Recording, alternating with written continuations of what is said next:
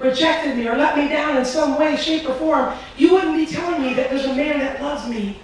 You see, because I felt like nobody loved me. And she said, this isn't just any man. And she would invite me to this thing. It was called a Bible study. I didn't know what a Bible was, let alone a Bible study. I knew what the Quran was. I knew how to cover my hair. I knew how to pray 5 times a day in a language I didn't understand because I was taught it as a child. I knew that if I didn't eat pork and I didn't do this and I didn't do that, and I tried to be good enough, which I could never measure up. But that lady said, this isn't any man. And she said something like this, I'm praying for you. If you ever need anything, I'll be right here for you. Months would go by, and in those months I would hear voices saying, you're no good. Shoot yourself. End your life. Just stab yourself. Nobody will miss you. Look at your life. You're a loser. You're fat. You're ugly. Nobody cares about you. Just end your life. Tormented day and night, voices in my head. I couldn't handle it anymore. And one night I was at work, waiting on tables at a restaurant. And it was that night. I couldn't take it anymore. I went to go run through a window at that restaurant to end my life. And right before I got to that window, somebody pulled the back of my shirt. And as I turned around to see who it was, nobody was there but a restaurant full of people staring at me. I thought I had just gone crazy. I ran out the back door looking for a payphone. Went to the payphone, called information to get that lady at the laundromat's number. I went to her house that night. I was so afraid. I was scared, and I didn't know what to say or do anymore. I just couldn't handle my life, and that lady said, you could spend the night here with me and my family. Everything's going to be okay. I woke up that next morning, and I thought, what can I do to pay this lady back? I know. I'll go with her to that Bible study. It can't hurt. She's been asking me for months. So that morning I woke up, I went home, and 2 days later, that Wednesday night, I went to that Bible study. And when I walked into that house, I knew that something was going to change that night.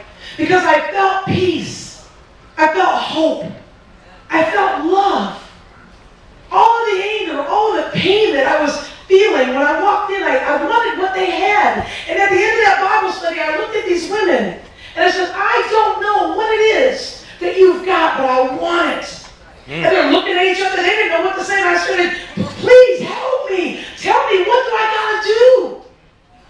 I was begging. I was at the point of begging in my life for love. And that night, the lady opened up the Bible to John 14:6. And as I began reading, it said, I am the way, the truth, and the life. And the only way to the Father is through me. You see, it was that night I realized that I was lost. I was lost in sin, trying to pay the price for my own sin on my own. That night I realized that Jesus said, I am the truth. I had been lied to through false religion, through drugs, through relationships, through things.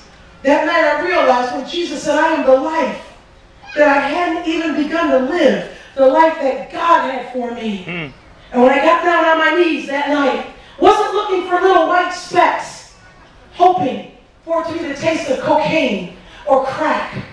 Because that's what I thought would ease the pain for so many years. That night when I got down on my knees, it was to ask that man named Jesus Christ, who said, I am the way, the truth, and the life. Not some way, not a way, but the way. Come on now. And that night, when I asked Jesus Christ into my life, I didn't know John 3:16. I knew that he was the way, the truth, and the life. And that's all I wanted. And when I got up, I realized that if he could change me and deliver me and set me free and forgive me, that I could choose to forgive the one and myself. I hated myself.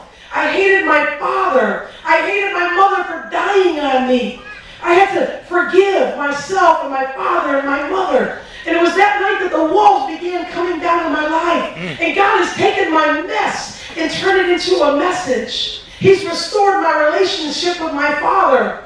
My father tells me more that he loves me now. It's like almost so much, but I love to hear those words from him now. And what God has done in my life, he can do in your life. If he can make my dreams come true, I'm married to an awesome man of God who does the same thing that I do. And he loves me. We pray together. We serve God together.